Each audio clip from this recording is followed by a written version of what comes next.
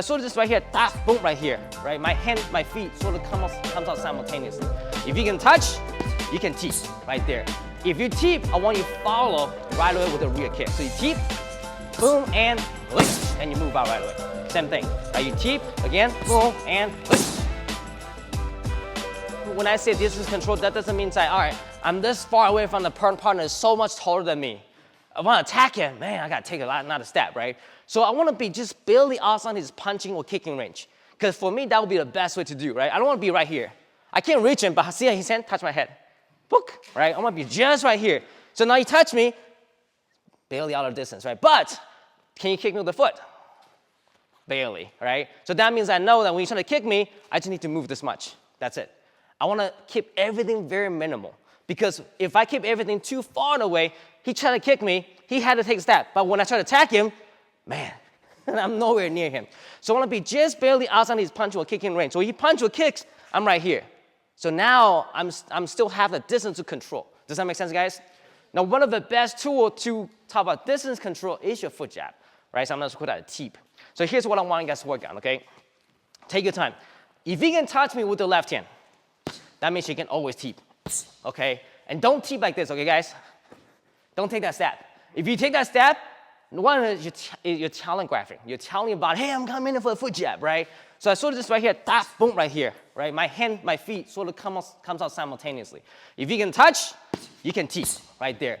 If you teep, I want you to follow right away with a rear kick. So you teep, boom, and you move out right away. Same thing, right? You teep, again, boom, and let's do it the opposite way, right? So if you teep with the left, you will follow with your right kick.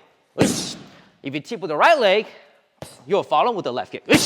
Like that, vice versa, okay? And I want you guys to take this into the accountability of think about your angle change too, right? So sometimes we'll go here, she teeps, boom, comes in, boom. What if I go like this? Angle out, in there, all right? So the drill that we do doesn't go away. We're just gonna sort of combine all those rules together. So she teeps, change the angle, boom, comes in, angle right away, and we'll move out right away. She can teep anytime, boom, kick, move out, and what's the objective here, right? I have to have an objective. I want the guy who's fighting me have a sharper mind. As I move, I don't want him to be relaxed. I don't want him to go, oh, kick.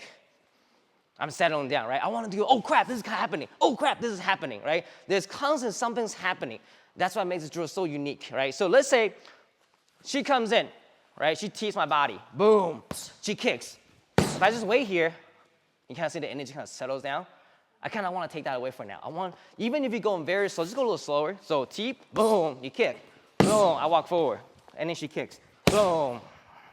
Yeah, see the pressure? I'm just right here the whole time. I want to keep that pressure. I don't want to go, she kick, good. I walk away, I'll kick again, right? Because then she gets relaxed, right? In the competition, that's not going to happen. Because there's always a constant pressure, the movement, right? The angle change, right? You want to think about all that stuff, even when I'm holding the pads. I'm just here. She teeps, right? Muay, and she kick. She'll walk forward. See what she does. Yeah, see? She can kick again. She can teep me right here. Muay, and then she kick. Oh, what about this? And she moves. She's working. She's working the whole time. I'm just moving, okay? Now, here's what I want you guys to add. Simple. Jab and cross. And of course, if I'm holding pads, guys, don't do this. I mean, you can, and I'm not saying it's not wrong. It's not right or wrong. It's just personal preference, right? I was taught in the very beginning, just hold a pad like this, right? But now recently I've been changing a lot of stuff because a few of my instructors taught differently. So think about, I'm actually doing my fighting stance. I'm right here the whole time too, because I'm not just doing this, because I got to train my defense. So I'm thinking about I'm fighting her too, right? So my hand's almost in the fighting position. I don't hold a pad this way. You gotta sort of think about change the angle so my pads are slightly aiming inwards. The angle of the pads is sort of important, right? We kind of see this as a jab, right? Sometimes we see this as a cross. That's not always true. Jab this hand, cross this hand, right? Jab, cross, hook on the same hand, right? All it changes the angle. Why? Because think about this. When I'm fighting, my head's not always centered. I can move to the left. I can move to the right. So what really this means is it just represents the angle of my face. You see it? I can duck, right? I can move down like this. So this all changes the dynamic of the pads. So when she jab, that just tells me that my face could be right here. See, do a jab right here. Boom, right? But she jabbed this hand, that just means my head is right here. Does that make sense, guys? Don't hold the pad like this. All right, jab cross. I can't move like this fast. Okay, guys? So when she jab cross, watch my hand. Back, back. I'm right here. Again. See my angle? I'm right here the whole time. Let's just move. So that's how I hold the pad. You want to think about, I don't do this, because then she's going to come towards me. I want to think about I'm meeting her halfway. Give her the high five right here. High five right here. So her hands are still centered. And I'll hold for the pads. I catch them, right? So it's sort of about punch anytime. You can jab. You can cross, right? Then you can do jab, jab, cross. You have the ability to do whatever you want. Me as a holder, I'm just catching those shots. So now just do whatever you want. You can punch.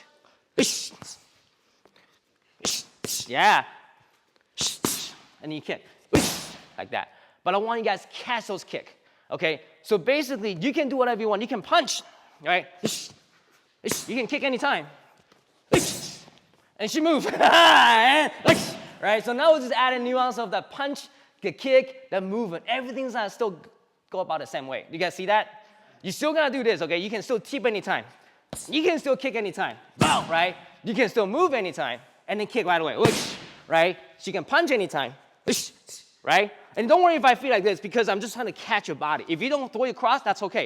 It doesn't mean that she's wrong. It just means that I'm trying to be ahead of her, right? So sometimes she can jab, she can jab cross, right? She can kick anytime, and even single kick.